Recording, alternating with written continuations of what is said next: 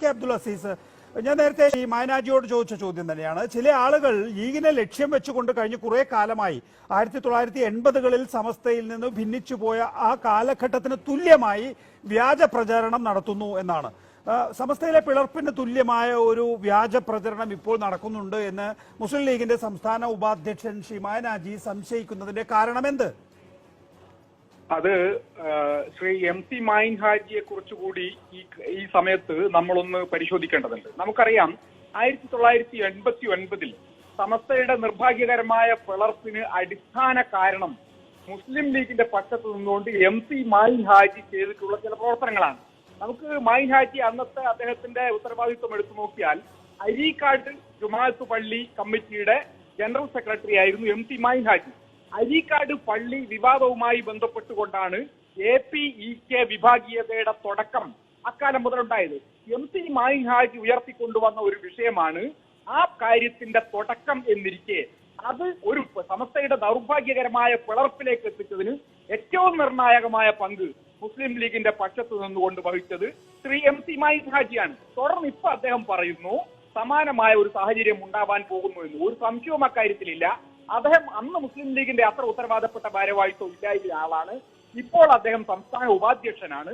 ആ സംസ്ഥാന ഉപാധ്യക്ഷന് മുസ്ലിം ലീഗ് വിരുദ്ധമായി നിലപാടെടുക്കുന്ന ആളുകൾ സമസ്തയിലുണ്ടെങ്കിൽ അതങ്ങ് പിളർന്നു പോയിക്കൊള്ളട്ടെ എന്ന നിലപാട് ഉണ്ടാകുന്നതിന് ഒരു സംശയവും എനിക്ക് അക്കാര്യത്തിലില്ല. പിന്നെ ഇപ്പോ സജീവൻ ഉൾപ്പെടെയുള്ളവർ സൂചിപ്പിച്ചല്ലോ, ഇപ്പൊ വെൽഫെയർ പാർട്ടിയും ജമാഅത്തെ ഇസ്ലാമിയും ഒക്കെ ആയിട്ടുള്ള ബന്ധമാണ് പിന്നെ മുസ്ലിം ലീഗും സമസ്തയും തമ്മിലുള്ള അഭിപ്രായ ഭിന്നതക്ക് കാരണമെന്ന്. അങ്ങനെ ഒരു അഭിപ്രായ ഭിന്നത ഏറ്റവും അവസാനമായി രൂപപ്പെട്ടു വന്നതായി നമുക്ക് മനസ്സിലാക്കാം. പക്ഷേ നികേഷ്, നമ്മൾ മനസ്സിലാക്കേണ്ട ഒരു കാര്യം, 2018 സെപ്റ്റംബറിൽ കോഴിക്കോട്ട് നടന്നിട്ടുള്ള വളരെ പ്രധാനപ്പെട്ട സമസ്തയുടെ ഒരു സമ്മേളനം ഉണ്ടായിരുന്നു. ആ സമ്മേളനത്തിൽ അധ്യക്ഷം വഹിച്ചത് ആദരണീയനായ സമസ്തയുടെ അമരക്കാരൻ ജിഫ്രി മുത്തുക്കോയ തങ്ങളാണ്.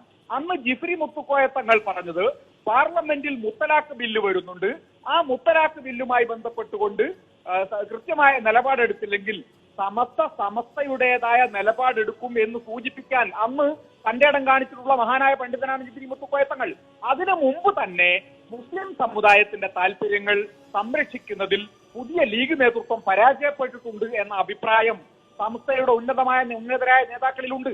ആ അഭിപ്രായ ഭിന്നത ഇപ്പോ കാലാകാലങ്ങളിലായി മറന്നീക്കി പുറത്തു വരികയും ഏറ്റവും അവസാനമായി പുതിയ ഒരു ഘട്ടത്തിലേക്ക് എത്തി നിൽക്കുകയും ചെയ്യുന്നു എന്നതാണ് അതിന്റെ ഏറ്റവും പ്രധാനപ്പെട്ട ഒരു കാര്യം. ഇപ്പൊ ഏറ്റവും അവസാനമായി എങ്കിൽ അവരങ്ങ് പോയിക്കൊള്ളട്ടെ എന്ന മുസ്ലിം ലീഗിന്റെ സംസ്ഥാന ഉപാധ്യക്ഷൻ MC മായിൻ ഹാജിയുടെ അവസാനത്തെ നിലപാട് ഏറ്റവും ദൗർഭാഗ്യകരമാണ്. വീണ്ടും സമസ്തയിൽ ഒരു പിളർപ്പുണ്ടാവുകയാണെങ്കിൽ ആയിക്കൊള്ളട്ടെ എന്ന മായിൻ ഹാജി വിഭാഗത്തിന്റെ മുസ്ലിം ലീഗിൽ ഒരു വിഭാഗം താല്പര്യക്കാരുടെ ഒരു താല്പര്യമാണ് ഇവിടെ പുറത്തു വരുന്നത്. അബ്ദുൽ അസീസ്, നമ്മൾ ആദ്യത്തെ വിഷയത്തിലേക്ക് തന്നെ തിരിച്ചു വരുന്നു. രാഷ്ട്രീയ പാർട്ടി രൂപീകരിക്കണമെന്ന ആവശ്യത്തെ തുടർന്നാണ് കാന്തപുരത്തെയും അനുഭാവികളെയും സമസ്തയിൽ നിന്ന് പുറത്താക്കിയത് എന്നാണ് SYSന്റെ സംസ്ഥാന വർക്കിംഗ് സെക്രട്ടറി അബ്ദുൾ മജീദ് ഫൈസി അമ്പലക്കടവ് പറയുന്നത്. ഇതുമായി ബന്ധപ്പെട്ട് മുസ്ലിം ലീഗിന്റെ ഇടപെടലല്ല, യഥാർത്ഥത്തിൽ രാഷ്ട്രീയ താല്പര്യം, കാന്തപുരം ഉസ്താദിന്റെ രാഷ്ട്രീയ താല്പര്യമായിരുന്നു കാരണമെന്നാണ് അബ്ദുൾ ഹമീദ് ഫൈസി പറയുന്നത്. അത് തെറ്റാണ് നികേഷ്, അത് തെറ്റാണ്. ആ വിശദീകരണം തെറ്റാണ്. അദ്ദേഹത്തിന് എവിടത്താണ് ആ കഥ കിട്ടിയത്, ആ ചരിത്രം കിട്ടിയത് എന്ന് എനിക്കറിയില്ല. മുസ്ലിം ലീഗിന് വിരുദ്ധമായി ഒരു രാഷ്ട്രീയ പ്രസ്ഥാനത്തെ രൂപീകരിക്കണം എന്ന് SYS പറഞ്ഞിട്ടേ ഇല്ല. അക്കാലത്തും മുസ്ലിം ലീഗിന്റെ നേതൃത്വത്തിൽ ഉണ്ടായിരുന്ന ചില ആളുകൾ സമസ്തയെ രാഷ്ട്രീയമായി ദുരുപയോഗം ചെയ്യാനുള്ള കാലാകാലങ്ങളിൽ നടത്തിയിട്ടുള്ള ശ്രമങ്ങളോട് പലതരത്തിലുള്ള വിരോധവുമുള്ള ആളുകളുണ്ടായിരുന്നു. ബഹുമാന്യനായ ആദരണീയനായ EK അബൂബക്കർ മുസ്ലിയാർ പോലും EK വിഭാഗം സംസ്ഥ എന്നാണല്ലോ ഇപ്പൊ സംസ്ഥയെ കുറിച്ച് അറിയപ്പെടുന്നത്. ആ EK അബൂബക്കർ മുസ്ലിയാർ പോലും മുസ്ലിം ലീഗ് വിരുദ്ധ നിലപാടെടുത്തിട്ടുണ്ടായിരുന്നയാളാണ്. സജീവ കോൺഗ്രസ് പ്രവർത്തനം നടത്തിയിട്ടുണ്ടായിരുന്നയാളാണ് ചെറുപ്പകാലത്തിൽ എന്നാണ് ഞാൻ ചരിത്രം വായിച്ചിട്ടുള്ളത്. ആ EK അബൂബക്കർ മുസ്ലിയാരുടെ പിന്തുണയോടുകൂടി പോലും ചില രാഷ്ട്രീയ നീക്കങ്ങൾ ലീഗ് വിരുദ്ധമായി പഴയ കാലത്ത് നടന്നിട്ടുണ്ടായിരുന്നു എന്നതാണ് ചരിത്രം. മറ്റൊരു സുന്നിയുമായി ബന്ധപ്പെട്ട രാഷ്ട്രീയ ചരിത്രം ഞാൻ പറയാം. 1980ന്റെ തുടക്കത്തിൽ MDP എന്ന് പറയുന്ന മുസ്ലിം ഡെമോക്രാറ്റിക് പാർട്ടി എന്ന് പറയുന്ന മൂസ മുസ്ലിയാരെ അധ്യക്ഷനാക്കിക്കൊണ്ടും MDP എന്ന് പറയുന്ന ഒരു പാർട്ടി പ്രഖ്യാപിച്ചു. സുന്നികളിലെ ഒരു വിഭാഗം, സംസ്ഥയിലെ ഒരു വിഭാഗം. മൂസ മുസ്ലിയാർ ലീഗിന്റെ സജീവ പ്രവർത്തകനായിരുന്നു. നാട്ടിക മൂസ മുസ്ലിയാർ ലീഗിന്റെ സജീവ പ്രവർത്തകനായിരുന്നത് കൊണ്ട് അദ്ദേഹം എങ്കിൽ ഞാൻ ആ പാർട്ടി പിരിച്ചുവിട്ടിരിക്കുന്നു എന്ന് പറയുകയും പിറ്റേ ദിവസം CH മുഹമ്മദ് കോയ സാഹിബ് ചന്ദ്രികാ പത്രത്തിൽ മുട്ടയിൽ ചത്ത കുട്ടി എന്ന് പറഞ്ഞുകൊണ്ട് സമസ്തയിലെ ഈ സുന്നി രാഷ്ട്രീയ പ്രസ്ഥാനം രൂപീകരിച്ച ആളുകൾക്കെതിരായി ലേഖനം എഴുതുകയും ചെയ്തത് ചരിത്രമാണ്. ഇതൊക്കെ കാലാകാലങ്ങളിൽ ഉണ്ടായിട്ടുണ്ടെങ്കിലും SYSന്റെ നേതൃത്വത്തിൽ ഒരു സുന്നി രാഷ്ട്രീയ പാർട്ടി രൂപീകരിക്കണം എന്ന ആവശ്യം അക്കാലത്ത് ഉയർന്നു വന്നിട്ടേയില്ല. അപ്പറഞ്ഞ വാദം തെറ്റാണ്. എന്തുകൊണ്ടാണ് ഹമീദ് ഫൈസിക്ക് അങ്ങനെ പറയേണ്ടി വന്നത് എന്ന് എനിക്കറിയില്ല.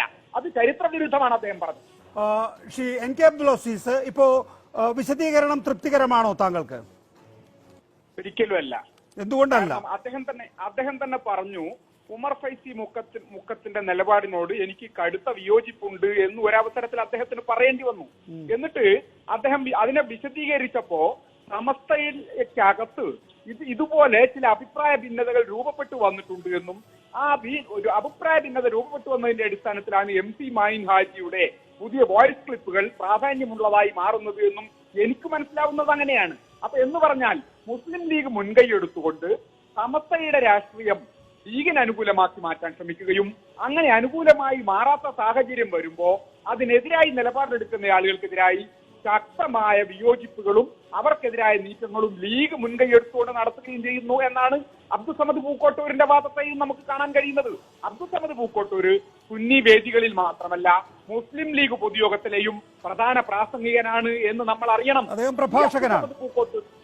അതെ, ഈ പൂക്കോട്ടൂരിന്റെ നിലപാട് ലീഗിന്റേതാണോ സമസ്തയുടേതാണോ എന്ന് വ്യക്തമാവാത്ത വിധം രണ്ടിടങ്ങളിലും ഒരുപോലെ പ്രഭാഷണം നടത്തുന്ന പ്രഭാഷകനും പ്രചാരകനുമാണ് പൊളിറ്റിക്കലായി മുസ്ലിം ലീഗ്. അദ്ദേഹത്തിന്റെ സ്വാതന്ത്ര്യം കൂടിയാണ്.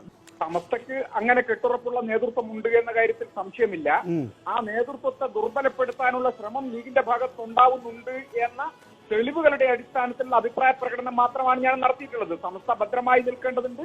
ഭദ്രമായി നിൽക്കണം എന്ന് മാത്രമല്ല, നേരത്തെ വഴിപിരിഞ്ഞു പോയ AP അബൂബക്കർ മുസ്ലിയാർ നേതൃത്വം നൽകുന്ന സമസ്ത വിഭാഗവും രണ്ടുപേരും യോജിച്ചു നിൽക്കണം എന്നതുകൂടിയാണ് ഞങ്ങളുടെ അഭിപ്രായം.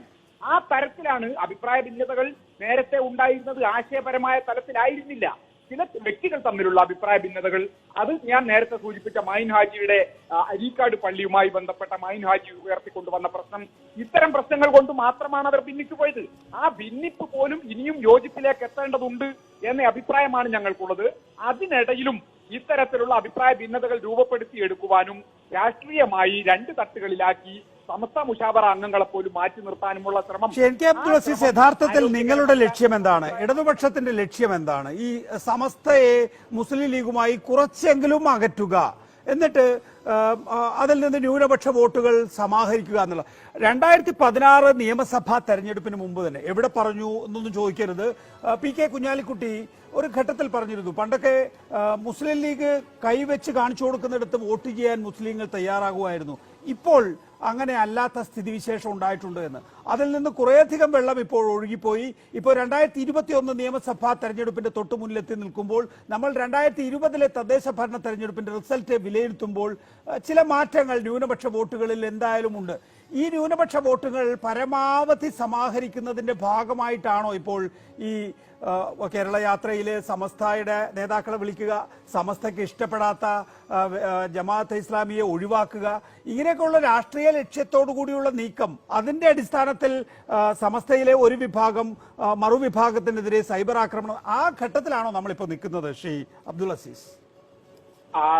സമസ്തയ്ക്ക് ഇഷ്ടപ്പെടാത്ത ജമാഅത്തെ ഇസ്ലാമിയെ, വെൽഫെയർ പാർട്ടിയെ ഒഴിവാക്കുക എന്ന നിരീക്ഷണത്തോട് ഞാൻ യോജിക്കുന്നില്ല. സമസ്തയ്ക്ക് ഇഷ്ടപ്പെടാത്ത വെൽഫെയർ പാർട്ടിയെയും ജമാഅത്തെ ഇസ്ലാമിയെയും ഒഴിവാക്കിയത് ആശയപരമായ തലത്തിൽ അവരുമായുള്ള അഭിപ്രായ ഭിന്നതയുടെ അടിസ്ഥാനത്തിൽ തന്നെയാണ്.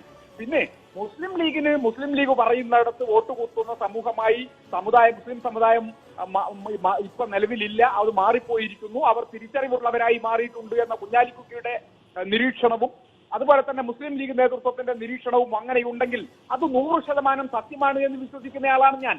നേരത്തെ മുസ്ലിം സമുദായത്തെ ഒരു കുടക്കീഴിൽ നിർത്തിക്കൊണ്ട് ഒരു അൽഫാത്തിഹ വിളിച്ചുകൊണ്ട് അവരെ സമുദായം പറയുന്നിടത്ത് വോട്ട് കുത്തിക്കുന്ന ഒരു സമീപനമുണ്ടായിരുന്നു. ഇപ്പൊ സമുദായം മാറി, അവർ വിദ്യാസമ്പന്നരാണ്, അവർ കാര്യങ്ങൾ നിരീക്ഷിക്കുന്നവരാണ്. ഇടതുപക്ഷ ജനാധിപത്യ മുന്നണിയെ സംബന്ധിച്ചിടത്തോളം നേരത്തെ ഉണ്ടായിരുന്ന അതേ നിലപാടാണ് ഇപ്പോഴും മുസ്ലിം സമുദായത്തോട്. മുസ്ലിം സമുദായത്തെ ഇപ്പൊ ലീഗിൽ നിന്നും അകറ്റണമെന്നോ, ന്യൂനപക്ഷങ്ങളെ, സുന്നി വിഭാഗങ്ങളെ ലീഗിൽ നിന്നും അകറ്റണമെന്നോ, നേരത്തെ അങ്ങനെ അടുപ്പിക്കണമെന്നോ ഒരു അഭിപ്രായം ഉണ്ടായിരുന്നില്ല. നേരത്തെ ഏത് വിഭാഗത്തിന്റെയും വോട്ട് വാങ്ങേണ്ടതുണ്ട്, ആ വിഭാഗവുമായി യോജിച്ചു നിൽക്കേണ്ടതുണ്ട് എന്ന അഭിപ്രായമാണ്. പക്ഷേ ലീഗ് അധികാരത്തിൽ വന്നാൽ അങ്ങനെയല്ല ഉണ്ടാവാറുള്ളത്. ലീഗ് അധികാരത്തിൽ വന്നാൽ AP വിഭാഗം സുന്നികൾക്ക് വഖഫ് ബോർഡ് ആവട്ടെ, ഹജ്ജ് കമ്മിറ്റി ആവട്ടെ, അത്തരം മുസ്ലിം സമുദായവുമായി ബന്ധപ്പെട്ട വലിയ വിഭാഗം എന്ന പരിഗണന ഒരിക്കലും ലീഗ് കൊടുത്തിട്ടുണ്ടായിരുന്നില്ല. ഇടതുപക്ഷ ജനാധിപത്യ മുന്നണി അധികാരത്തിൽ വന്നപ്പോ മദ്രസാധ്യാപക ക്ഷേമനിധി ബോർഡിൽ സമസ്ത മുഷാവറ അംഗത്തെ തന്നെ ഉൾപ്പെടുത്തി. ഇത് അതുപോലെ തന്നെ ഹജ്ജ് കമ്മിറ്റിയിൽ, വഖഫ് ബോർഡിൽ, ഇങ്ങനെ എല്ലാ വിഭാഗത്തെയും പരിഗണിച്ചുകൊണ്ട് ന്യൂനപക്ഷ വിഭാഗങ്ങളോട് ഒരു തരത്തിലുള്ള അസഹിഷ്ണുതയും പ്രകടിപ്പിക്കാതെ എല്ലാ വിഭാഗത്തെയും, അവർ ലീഗുമായി അഫിലിയേറ്റ് ചെയ്തപ്പെട്ടവരാണ് എന്ന നിലയിൽ അവരെ ഞങ്ങൾ മാറ്റി നിർത്തുന്നു എന്ന ഒരു നിലപാട് ഇടതുപക്ഷ ജനാധിപത്യ മുന്നണി എടുത്തിട്ടില്ല. അത് ഒരു വിഭാഗത്തോടും എടുത്തിട്ടില്ല.